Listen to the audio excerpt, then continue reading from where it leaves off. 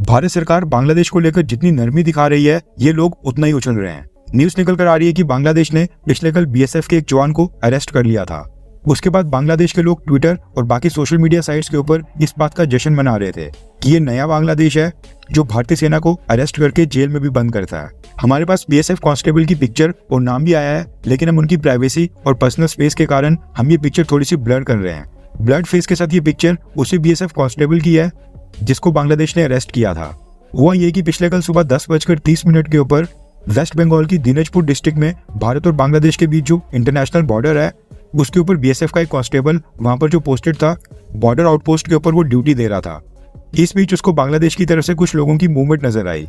अब जो international border के ऊपर दोनों देशों के बीच जीरो लाइन है, उसके बीच का जो एरिया है वहां पर दोनों देशों के किसान वहां पर खेती करते हैं और कई बार वहां पर किसान आ भी जाते हैं और कई बार घुसपैठिए भी आ जाते हैं जो कि इलीगली भारत की सीमा में घुसने की कोशिश करते हैं। इसलिए जब ये बीएसएफ कांस्टेबल पेट्रोलिंग कर रहा था, उस समय उसको जिस एरिया में मूवमेंट नजर आई तो वो वहां पर चेक करने के लिए चले गया। वहां पर उसने देखा कि कुछ बांग्लादेशी भारत की सीमा की तरफ आ रहे हैं, यानी कि जीरो लाइन क्रॉस करके जो भारत का एरिया है उसकी तरफ आ रहे थे। और ये देखते ही बीएसएफ कांस्टेबल उन बांग्लादेशी सिविलियंस को रोकने और वार्निंग देने के लिए आगे बढ़ गया। बीएसएफ पर्सनल के पास उस समय कोई भी हथियार नहीं था, इसलिए वो बांग्लादेशी की लोकल्स के साथ बात करते करते उनको पीछे जाने के लिए बोल रहा था। और इसी बीच बीएसएफ कांस्टेबल बांग्लादेशियों को रोकते हुए जीरो लाइन क्रॉस कर लेता है, जिसके बाद सामने से वो सारे बांग्लादेशी मिलकर हमारे बीएसएफ कांस्टेबल को बांग्लादेश बॉर्डर की तरफ ले जाते हैं। एग्जैक्टली कितने बांग्लादेशी थे ये तो खैर बीएसएफ के सीनियर ऑफिशियल्स ने नहीं बताया, लेकिन वो सारे बांग्लादेशी मिलकर भारत के बीएसएफ कांस्टेबल को अपनी हिरासत में ले लेते हैं और उसके बाद फिर बॉर्डर गार्ड बांग्लादेश को सौंप देते हैं। अब उनके पीछे से कितने बांग्लादेशी भारत में घुसे इस बारे में तो खैर कोई खबर नहीं है। जैसे बीएसएफ को पता चलता है कि उनके कांस्टेबल को कुछ बांग्लादेशी बॉर्डर के उस पार ले गए हैं, उसके तुरंत बाद बीएसएफ के senior officials border guards Bangladesh को कांटेक्ट करते हैं और एक फ्लैग मीटिंग की मांग करते हैं।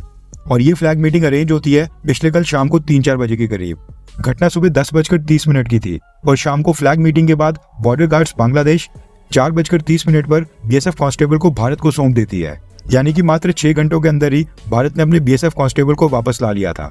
इस इंसिडेंट को भारत में तो खैर ज्यादा मीडिया कवरेज नहीं मिली, लेकिन बांग्लादेश के मीडिया हाउसेस इस न्यूज को बहुत ही बढ़ा चढ़ा के दिखा रहे हैं और एंजॉय कर रहे थे सोशल मीडिया के ऊपर बांग्लादेश के लोग। बाकी सब तो ठीक है, लेकिन सोचने वाली बात है कि आखिरकार बीएसएफ कांस्टेबल के पास खुद की प्रोटेक्शन के लिए वेपन क्यों नहीं था। इंटरनेशनल बॉर्डर के ऊपर तैनाती और हमारा कांस्टेबल बिना वेपन के पेट्रोलिंग क्यों कर रहा था। अगर वेपन था तो उसको साथ क्यों नहीं रखा गया, और सबसे इंपॉर्टेंट उसका इस्तेमाल क्यों नहीं किया गया। अब ये तो चलो भगवान का शुक्र है कि लोकल बांग्लादेशियों ने बीएसएफ कांस्टेबल को कोई नुकसान नहीं पहुंचाया।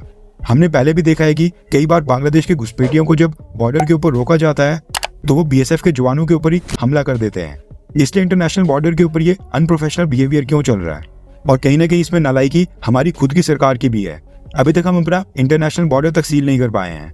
इस चीज में भारत की सरकार की भी उतनी बड़ी गलती है।